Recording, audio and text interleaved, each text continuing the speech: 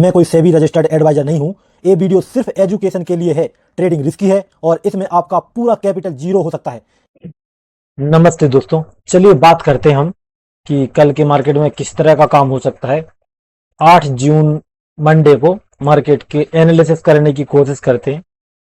देखो ये चार्ट है जिसमें मुझे 2 दिन से कुछ ज्यादा कुछ खास ट्रेड मिली, लेकिन मुझे समझ में नहीं आया, फिर डर गया मैं। पता नहीं मार्केट में चार्ट में क्या हो रहा था जो मुझे डरा रहा था। हो सकता है मेरा खुद का डर हो, लेकिन चलो डर को पीछे जीत है तो आगे बढ़ते हैं हम लोग। तो ये चार्ट है 5 जून का और 4 जून का। अब देखना पड़ेगा हमको, इसमें देखते हैं कि मार्केट में कहाँ पे कौन क्या करके बैठा है। ठीक है, देखो एक बात तो है, जहां तक मैं समझ रहा हूँ, यहाँ पे ऑपरेटर वगैरह की पोजीशन थी, यहाँ पे कहीं पे, यहाँ पे ऑपरेटर ने बाई किया था मार्केट में और मार्केट को ऊपर होल्ड करा रहा है बहुत दिन से, और अभी उसको टारगेट नहीं मिला मुझे जहां तक लग रहा है। निफ्टी में देखा जाए तो निफ्टी में उसको टारगेट मिला नहीं है, उसको मात्र 200 पॉइंट मिला, इतने में उसका कुछ होता नहीं है खास। ठीक है, तो उसको टारगेट नहीं मिला है, तो ये तो एक चीज हो गई जो कि हमको नोटिस करने वाली थी। अब और चीज नोटिस करते हैं कि और क्या हो रहा है मार्केट में। देखो मार्केट में ओपन हुआ, होल्ड किया, ब्रेकआउट दिया, नीचे आया, ऊपर गया, और न्यूज वगैरह बोल सकते हो आप, लेकिन ब्रेकडाउन किया, दूसरे लोग सेल कर रहे थे, वापस ऊपर आ गया, और जो लास्ट में बाई भी कर रहे थे उनको पूरी तरह से निकाल दिया और वापस क्लोज हो गया। ठीक है, हो गया। अब यहाँ पे देखते हैं कि मार्केट में यहाँ पे बायर आया, उनको निकाल दिया। ठीक है, बायर को निकाल दिया, अप साइड गया, जो भी यहाँ पे सेलर आया उनको भी निकाल दिया, वापस सेलिंग में आया, तो ज्यादा कोई लोग सेल वगैरह कर नहीं पाएंगे। यहाँ पे सब कंफ्यूज थे कि बाय में जाएगा कि सेल में जाएगा, आप भी होगे मुझे पता है, लेकिन जब इसका ब्रेकडाउन वगैरह किया होगा तो लोग तैयार हो गए सेल के लिए। उसके बाद मार्केट ने सेलर को निकाल दिया। अब दो चीज होती है, या तो इसने सेलर को निकाला, सेलिंग में जाने का प्लान है, या फिर इसने सेलिंग में लोगों को फंसाया और बाय में चला गया। ये दो चीज रहती है यहाँ पे। अब चार्ट को देख के हमको समझना है तीनों को मिला के, सेंसेक्स, बैंक निफ्टी, निफ्टी को। तो यहाँ पे देखो, जहां तक मुझे समझ रहा है, अगर ऑपरेटर की पोजीशन अभी भी है यहाँ पे, तो ऑब्वियस सी बात है मार्केट को वो कितनी बार नीचे आएगा, वापस ऊपर ही ले जाएगा वो, जब तक इसका टारगेट पूरा नहीं हो जाता। यहाँ पे अगर वो बैठा है तो इसके ऊपर से बार बार भगाएगा, उसको सपोर्ट मान लो, मेजर कुछ भी मान लो। वो हमने जब यहाँ पे डिस्कस किया था, आपको पता होगा, जब पहली बार 3 जून को मार्केट गया था ना, यहीं पे बोल दिया था मैंने कि यहाँ पे ऑपरेटर की पोजीशन बन चुकी है, और जब से अब तक बहुत दिन मार्केट चल गया, सेम मार्केट लेवल को क्रॉस नहीं कर पा रहा है। तो डायरेक्टली बात करते हैं मार्केट में, थोड़ा मैं गहराई में चला गया कि मैं कैसा काम करने वाला हूँ। ठीक है, सेंसेक्स का चार्ट लगाते हैं यहाँ पे, और बैंक निफ्टी का। बैंक निफ्टी में देखो सिंपल है कि ऑपरेटर नीचे बैठा है और मार्केट को लगातार ऊपर ले जा रहा है। ओके, अभी यहाँ पे क्या है कि मार्केट में जो भी लोग बाय वगैरह करना चाहते थे उनको मार्केट ने पूरी तरह से निकाला है, अच्छी तरह से निकाला, उसके बाद बाय में गया, और फर्दर लोग जो बाय कर रहे थे उनको भी निकाला, 2 बार निकाल के ऊपर आ रहा है। तो कहीं ना कहीं मार्केट बायर को निकाल चुका है। हो सकता है यहाँ पे लोग सेल वगैरह में इंटरेस्टेड हों, तो हो सकता है सेलर वगैरह बैठे हों, वरना ऐसा ही मान सकते हैं कि हाँ मार्केट ऊपर गया तो लोग, हो सकता है कि जो सेल वगैरह करके बैठे थे वो डर गए हों, क्योंकि 2 दिन का हॉलीडे था।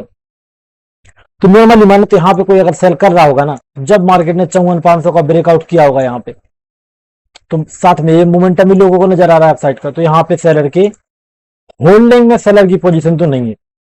मतलब सेलर सेल करके यहाँ पे तो नहीं बैठा है कि 2 दिन मार्केट में वेट करेगा वो। ठीक है, यहाँ पे सेलर की पोजीशन नहीं होल्डिंग में। अब बात करते हैं बायर की। जो मार्केट में मोमेंटम आया ना, ये वाला किसी को पता नहीं था, ये वाला तेजी का मोमेंटम, तो यहाँ पे कोई बाय करके भी नहीं खास गया होगा, तो ना कोई किसी की बायर में पोजीशन है बाइंग में। तो ऐसे चार्ट में क्या है, ऐसे चार्ट में ऐसा होता है कि मार्केट अगर ओपन हुआ, छोटा मोटा गैप अप, छोटा मोटा गैप डाउन, तो पहले वो एसएल क्रिएट करेगा।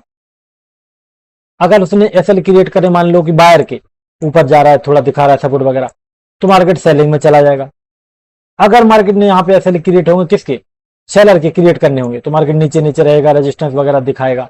ठीक है, अगर ऐसा कुछ करेगा तो क्या होगा, यहाँ पे सेलर के एसएल क्रिएट का, सेलर वगैरह आएंगे, ऊपर जाएगा। ठीक है, तो अगर मॉर्निंग में मार्केट को ऊपर जाना है तो यहाँ पे क्या चाहिए, ऑलरेडी सेलर के एसएल चाहिए, जहां तक मैं समझता हूं मार्केट को।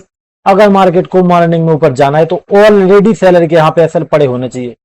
और जिस तरह का मार्केट लास्ट में मोमेंटम दे के गया है ना, 54,500 के ऊपर ब्रेकआउट किया, सेंसेक्स में भी जब सपोर्ट वगैरह लेके 74,000 का ऊपर गया होगा, तो यहाँ पे छोटे मोटे लोग जो इतने बड़े कैंडल देख के, मुझे नहीं लगता कि सेलर की पोजीशन यहाँ पे होल्ड है। अगर सेलर की पोजीशन नहीं है तो मार्केट क्या करेगा, ट्रैप बना सकता है।